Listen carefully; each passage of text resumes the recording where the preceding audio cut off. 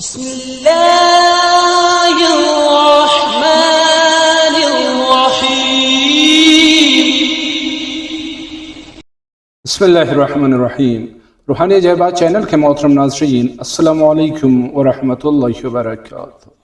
خوش آمدید کہتے ہیں ایک بار پھر آپ سب کو اس پیار بھرے روحانی چینل پہ، اس عجائبات سے بھری سرزمین پہ کہ جہاں پہ ہمیشہ ہم آپ کے لیے دست بدعا رہتے ہیں کہ خداوند عالم خوشیوں سے بھری ایک بھرپور زندگی عنایت کرے آپ کو، ایک ایسی زندگی کہ جہاں پہ خوشیاں اور آسانیاں ہی آپ کے نصیب و مقدر میں ہوں۔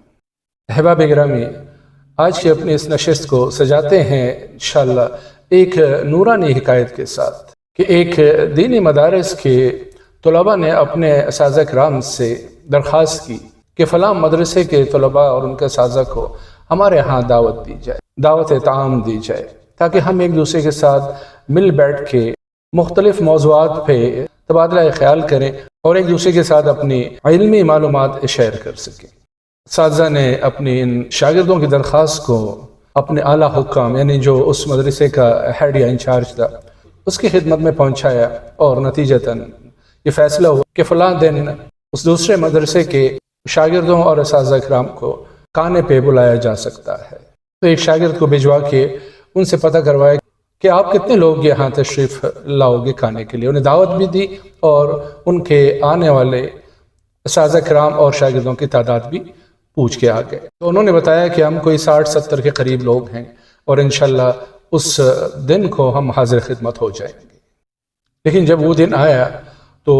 ان مہمانوں کے ساتھ ساتھ ایک پریشانی بھی ان کے ساتھ آ گئی، اور وہ یہ کہ انہوں نے کہا تھا کہ ہم 60-70 کے قریب لوگ آئیں گے، لیکن جب وہ آئے تو تقریباً اس بتائے گئے تعداد سے کچھ زیادہ ہی تھے، یعنی ہو سکتا ہے شاید 90 یا 100 کے قریب۔ تو دعوت دینے والے مدرسے کے طلباء پریشان ہو گئے اور وہ دوڑتے ہوئے اپنے اس ناظم اعلیٰ کے پاس پہنچ گئے، یعنی اس پرنسپل کے پاس پہنچ گئے کہ حضرت ہم نے تو کھانا تیار کیا ہے 60-65 لوگوں کے لیے، لیکن آنے والوں کی تعداد اس سے زیادہ ہے۔ تو جواب میں وہ حضرت صاحب مسکرا پڑے اور کہا کوئی بات نہیں، انشاءاللہ اللہ خیر کرے گا، صرف اس بات کا دھیان رکھنا کہ جب کھانا تقسیم کرنے لگو تو مجھے بلا لینا، کھانے کی دیگ کو اس سے پہلے نہیں کھولنا۔ جب کھانا کھانے کا ٹائم آیا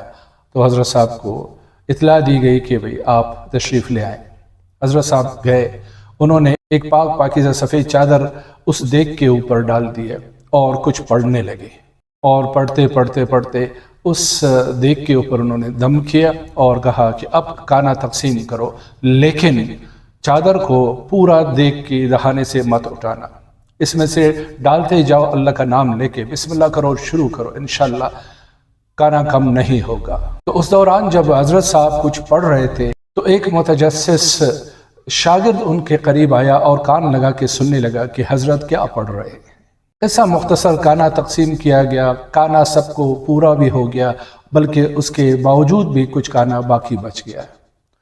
تو سب نے اللہ کا شکر ادا کیا کہ الحمدللہ ہماری عزت رہ گئی۔ تو اسی طرح کچھ عرصے کے بعد کسی اور مدرسے کے طلباء کو دعوت دی گئی کھانے پر، لیکن اب ایک نئی پریشانی آڑے آ گئی تھی کہ حضرت صاحب کو اسی دن کسی وجہ کی بنا پر کہیں اچانک جانا پڑا، اور اب جو تعداد آئی وہ بھی اسی طرح پہلے سے زیادہ تھی، تو سارے لوگ پریشان ہو گئے۔ تو اسی اثنا میں وہ شاگرد آگے بڑھا اور کہنے لگا کہ کوئی مسئلہ نہیں ہے، مجھے پتا ہے کہ حضرت صاحب نے کیا پڑھا تھا، تو آپ لوگ پریشان نہ ہوں، کھانے کے ٹائم پہ مجھے بلا لینا۔ تو ایسے ہی کیا گیا کہ جب کھانے کا ٹائم ہوا تو وہ شاگرد، وہ طالب علم اسی طرح آیا، دیکھ کے دہانے پر اس نے چادر چڑھا دی اور اس کے بعد وہی آیات پڑھنے لگا، اور پڑھائی ختم کرنے کے بعد کہا کہ اب کھانا تقسیم کرو۔ اب اللہ کا کرنا کیا ہوا کہ وہ کھانا کم پڑ گیا۔ خیر انہوں نے ادھر ادھر سے کر کے بازار سے منگوا کے وہ کمی تو پوری کر دی، لیکن اس شاگرد کے دل میں یہ بات بیٹھ گئی کہ حضرت نے بھی یہی کلام پڑھا تھا اور میں نے بھی یہی کلام پڑھا ہے، تو پھر کیوں اس طرح ہوا؟ خیر حضرت صاحب کے آنے پر ان کو ساری تفصیل بتا دی گئی، اور اس کے بعد ان سے پوچھا کہ حضرت ایسے کیوں ہوا؟ تو وہ حسب عادت تھوڑا سا مسکرائے اور کہنے لگا کہ بیٹا کلام تو وہی کلام ہے، لیکن زبان مولوی محمد جان کا چاہیے، یعنی کلام کی تاثیر میں تو کوئی شک نہیں ہے، کوئی شبہ نہیں ہے، زبان جس سے وہ ادا ہوتی ہے آیا وہ اس قابل ہے کہ اس کلام کے ساتھ میچ کرے؟ تو اس حکایت کے سنانے کا مقصد یہ ہے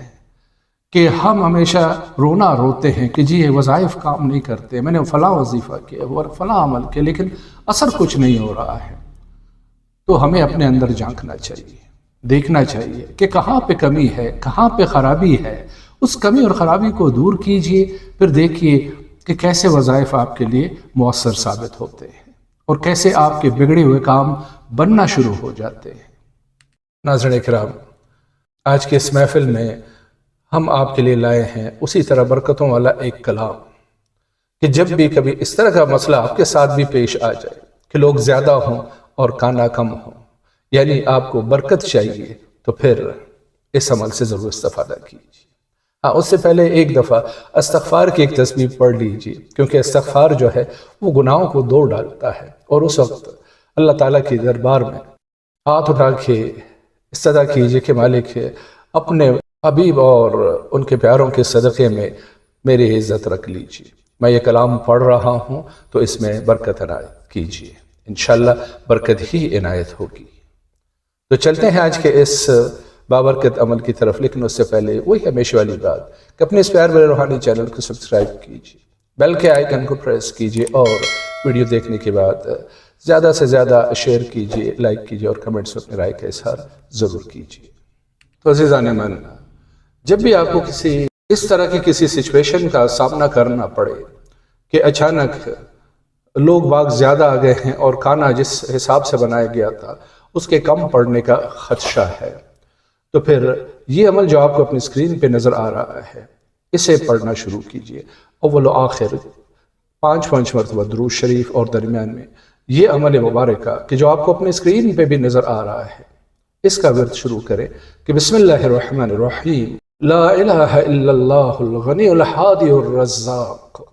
لا الہ الا اللہ الکریم الواسع الوہاب ذو الطول، لا الہ الا اللہ الجواد المتفضل، وصلی اللہ علی سیدنا محمد وآل محمد تسلیم۔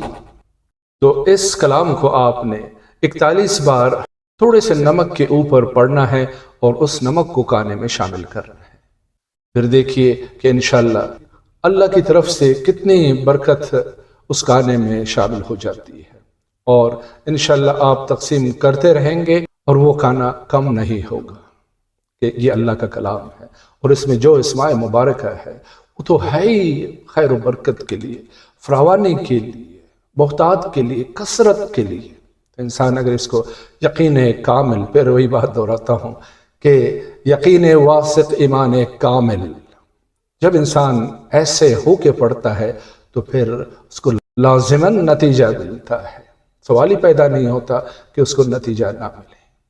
تو یہ ایک ایمرجنسی روحانی کٹ ہے کہ جب بھی آپ کو کسی اس طرح کی سچویشن کا سامنا کرنا پڑے تو اسی طرح میں نے عرض کیا نا کہ پہلے ایک تسبیح انسان استغفار کی پڑھ لے، استغفار تو ایسے ہی بہت بہترین ذکر ہے، انسان کے گناہ دھل جاتے ہیں اس سے، تو ایک تسبیح پڑھ کے اس کے بعد روح قبلہ کھڑے ہو کے تھوڑا سا نمک ہاتھ میں لے کے اس کے اوپر اول آخر 5 مرتبہ درود شریف اور 41 مرتبہ یہی کلام مبارکہ پڑھ کے دم کرے، اور وہ نمک اس کانے میں اس دیگ میں ڈال دے، تھوڑا سا نمک ہونا چاہیے، زیادہ نہیں، اور اس کے بعد پھر